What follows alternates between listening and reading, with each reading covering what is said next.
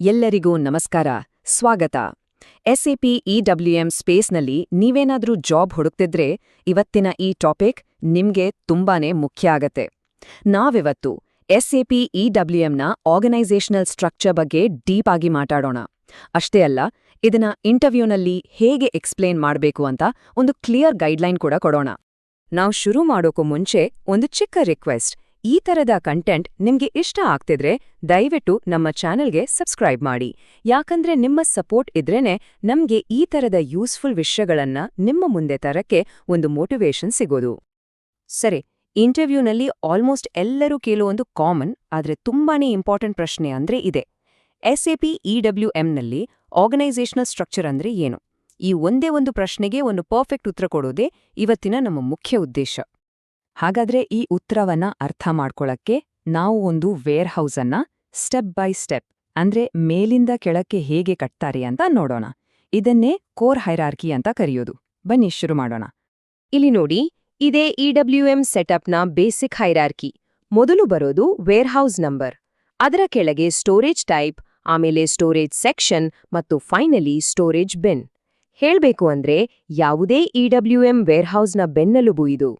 ಸರಿ, ಒಂದೊಂದಾಗಿ ನೋಡೋಣ. ವೇರ್ಹೌಸ್ ನಂಬರ್ ಅಂದ್ರೆ ಏನು? ಇದು highest level unit.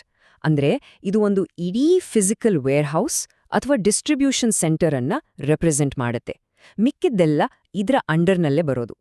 Next level storage type. ಇದು ಅಂದ್ರೆ ವೇರ್ಹೌಸ್ ಒಳಗಡೆ ಇರೋ ಒಂದು ನಿರ್ದಿಷ್ಟ ಏರಿಯಾ ಅಥವಾ ಝೋನ್. ಪ್ರಾಡಕ್ಟ್ಗಳನ್ನ ಹೇಗೆ ಸ್ಟೋರ್ ಮಾಡ್ತಾರೆ ಅನ್ನೋ ಬೇಸಿಸ್ ಮೇಲೆ ಇದನ್ನ ಡಿಫೈನ್ ಮಾಡ್ತಾರೆ. For example, high rack storage ಇರಬಹುದು ಅಥವಾ ಬಲ್ಕ್ ಸ್ಟೋರೇಜ್ ಇರಬಹುದು. ಈಗ ಸ್ಟೋರೇಜ್ ಟೈಪ್ ಒಳಗೆ ಹೋದ್ರೆ ನಮ್ಗೆ ಸಿಗೋದು ಸ್ಟೋರೇಜ್ ಸೆಕ್ಷನ್. ಇದು ಸ್ಟೋರೇಜ್ ಟೈಪ್ನ ಒಂದು ಸಬ್ ಡಿವಿಷನ್. ಸೇಮ್ ಪ್ರಾಪರ್ಟೀಸ್ ಇರೋ ಐಟಮ್ಸ್ ಅನ್ನ ಗ್ರೂಪ್ ಮಾಡಕ್ಕೆ ಇದನ್ನ ಯೂಸ್ ಮಾಡ್ತಾರೆ. ಉದಾಹರಣೆಗೆ, ಫಾಸ್ಟ್ ಮೂವಿಂಗ್ ಐಟಮ್ಸ್ ಎಲ್ಲ ಒಂದ್ ಕಡೆ, ಸ್ಲೋ ಮೂವಿಂಗ್ ಐಟಮ್ಸ್ ಇನ್ನೊಂದು ಕಡೆ, ಈ ರೀತಿ. ಮತ್ತು ಈ ಹೈರಾರ್ಕಿಯಲ್ ಕೊನೆಯದು ಸ್ಟೋರೇಜ್ ಬಿನ್. ಇದೇ ವೇರ್ಹೌಸ್ನ ಸ್ಮಾಲೆಸ್ಟ್ ಅಡ್ರೆಸಬಲ್ ಯೂನಿಟ್. ಸಿಂಪಲ್ ಆಗಿ ಹೇಳೋದಾದ್ರೆ, ಪ್ರಾಡಕ್ಟ್ ಅನ್ನ ಫಿಸಿಕಲಿ ಎಲ್ಲಿ ಇಟ್ಟಿರ್ತಾರೋ ಆ ಪರ್ಟಿಕ್ಯುಲರ್ ಜಾಗ. ಒಂದು ರ್ಯಾಕ್ನಲ್ಲಿರೋ ಒಂದು ಶೆಲ್ಫ್ ಸ್ಲಾಟ್ ಅಂತ ಅನ್ಕೋಬಹುದು.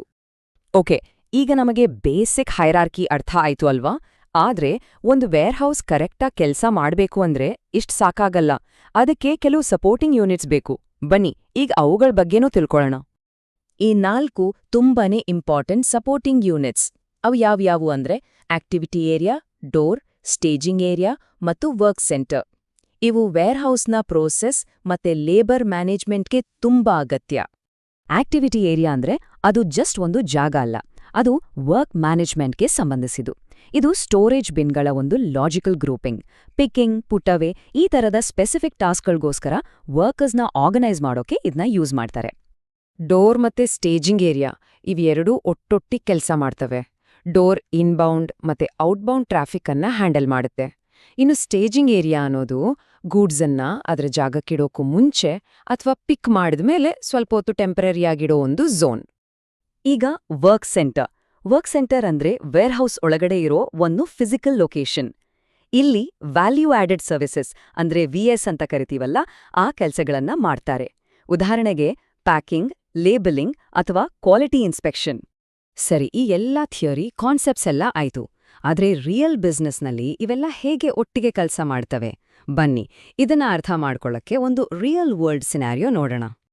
ಇಲ್ಲಿದೆ ನೋಡಿ ಮ್ಯಾಜಿಕ್. ಈ ಥಿಯರಿ ಎಲ್ಲ ಹೇಗೆ ಪ್ರಾಕ್ಟಿಕಲ್ ಆಗಿ ವರ್ಕ್ ಆಗುತ್ತೆ ಅಂತ ಗಮನಿಸಿ. ನಮ್ಮತ್ರ ಇರೋದು ಒಂದೇ ಒಂದು ವೇರ್ಹೌಸ್ ನಂಬರ್ WH01. ಆದ್ರೆ ಅದ್ರೊಳಗೆ ನೋಡಿ, ST01 ಕೋಲ್ಡ್ ಸ್ಟೋರೇಜ್ಗೆ ಅಂತ ಮೀಸಲಿಟ್ಟಿದ್ದಾರೆ, ST02 ಆಂಬಿಯಂಟ್ ಅಂದ್ರೆ ರೂಮ್ ಟೆಂಪರೇಚರ್ ವಸ್ತುಗಳಿಗೆ, ಮತ್ತು ST03 ಅನ್ನೋದು ಹಜಾರ್ಡಸ್ ಮೆಟೀರಿಯಲ್ಸ್ಗೆ. ಅಂದ್ರೆ ನೋಡಿ, ಒಂದೇ ವೇರ್ಹೌಸ್, ಆದ್ರೆ ಬಿಸ್ನೆಸ್ನ ಬೇರೆ ಬೇರೆ ಅಗತ್ಯತೆಗಳಿಗೆ ತಕ್ಕಂತೆ ಸ್ಟೋರೇಜ್ ಟೈಪ್ಸ್ನ ಬಳಸಿದ್ದಾರೆ. ಇದು ಎಷ್ಟು ಚೆನ್ನಾಗಿ ಎಕ್ಸ್ಪ್ಲೇನ್ ಮಾಡುತ್ತೆ ಅಂದ್ರೆ, ಒಂದೇ ಒಂದು ವೇರ್ಹೌಸ್ ಕೆಳಗೆ ಎಷ್ಟೇ ಡೈವರ್ಸ್ ಸ್ಟೋರೇಜ್ ನೀಡ್ಸ್ ಇದ್ರೂ ಅದನ್ನು ಮ್ಯಾನೇಜ್ ಮಾಡೋ ಫ್ಲೆಕ್ಸಿಬಿಲಿಟಿನ ಈ EWM ಸ್ಟ್ರಕ್ಚರ್ ಕೊಡುತ್ತೆ. ಇದು ಬಿಸ್ನೆಸ್ಗಳಿಗೆ ಒಂದು ತುಂಬಾನೇ ಪವರ್ಫುಲ್ ಟೂಲ್ ಅಲ್ವಾ? ಹಾಗಾದ್ರೆ ಇಷ್ಟೊತ್ತು ನಾವು ಚರ್ಚೆ ಮಾಡಿದೆಲ್ಲವನ್ನು ಸೇರಿಸಿ ಇಂಟರ್ವ್ಯೂನಲ್ಲಿ ಇಂಪ್ರೆಸ್ ಮಾಡೋ ಹಾಗೆ ಒಂದು ಶಾರ್ಟ್ ಅಂಡ್ ಪವರ್ಫುಲ್ ಉತ್ತರ ಹೇಗೆ ಕೊಡೋದು ಅಂತ ನೋಡೋಣ. ಸೊ ಇಂಟರ್ವ್ಯೂನಲ್ಲಿ ಈ ಪ್ರಶ್ನೆ ಕೇಳಿದಾಗ ಉತ್ತರ ಹೀಗಿರ್ಬೇಕು: SAP EWMನ ಆರ್ಗನೈಸೇಷನಲ್ ಸ್ಟ್ರಕ್ಚರಲ್ಲಿ 2 ಮೇನ್ ಪಾರ್ಟ್ಸ್ ಇವೆ. ಒಂದು ಕೋರ್ ಹೈರಾರ್ಕಿ ಅಂದ್ರೆ warehouse number, storage type, section ಮತ್ತು ಬಿನ್. ಎರಡನೇದು, ಈ ಸ್ಟ್ರಕ್ಚರ್ ಸ್ಮೂತ್ ಆಗಿ ಕೆಲಸ ಮಾಡೋಕೆ ಬೇಕಾಗಿರೋ supporting units, activity area, door, staging area ಮತ್ತೆ ವರ್ಕ್ ಸೆಂಟರ್. ಇದರ ನಿಜವಾದ ಪವರ್ ಇರೋದು ಸ್ಟೋರೇಜ್ ಟೈಪ್ಸ್ನಲ್ಲಿ. ಫಾರ್ ಎಕ್ಸಾಂಪಲ್, ಒಂದೇ ವೇರ್ಹೌಸ್ನಲ್ಲಿ ಕೋಲ್ಡ್ ಸ್ಟೋರೇಜ್, ಆಂಬಿಯಂಟ್ ಸ್ಟೋರೇಜ್ನಂತಹ ಡಿಫ್ರೆಂಟ್ ಬಿಸ್ನೆಸ್ ಝೋನ್ಸ್ನ ಮ್ಯಾನೇಜ್ ಮಾಡೋಕೆ ಇದನ್ನ ಯೂಸ್ ಮಾಡಬಹುದು. ಹೀಗೆ ಹೇಳಿದ್ರೆ ನಿಮ್ಮ ಕಾನ್ಸೆಪ್ಟ್ ಕ್ಲಾರಿಟಿ ಎದ್ದು ಕಾಣುತ್ತೆ.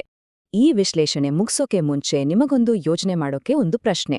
ಒಂದು ಫುಲ್ಲಿ ಆಟೋಮೇಟೆಡ್ ವೇರ್ಹೌಸ್ ಅಂದ್ರೆ ಎಲ್ಲಾ ರೋಬೋಟಿಕ್ಸ್ ಇರೋ ಕಡೆ ಈ ಆರ್ಗನೈಸೇಷನಲ್ ಸ್ಟ್ರಕ್ಚರ್ ಹೇಗೆಲ್ಲ ಬದಲಾಗಬಹುದು ಅಥವಾ ಅದಕ್ಕೆ ಹೇಗೆ ಅಡ್ಯಾಪ್ಟ್ ಆಗಬಹುದು, ಇದ್ರ ಬಗ್ಗೆ ಯೋಚನೆ ಮಾಡಿ. ಮುಂದಿನ ವಿಶ್ಲೇಷಣೆಯಲ್ಲಿ ಮತ್ತೆ ಸಿಗೋಣ.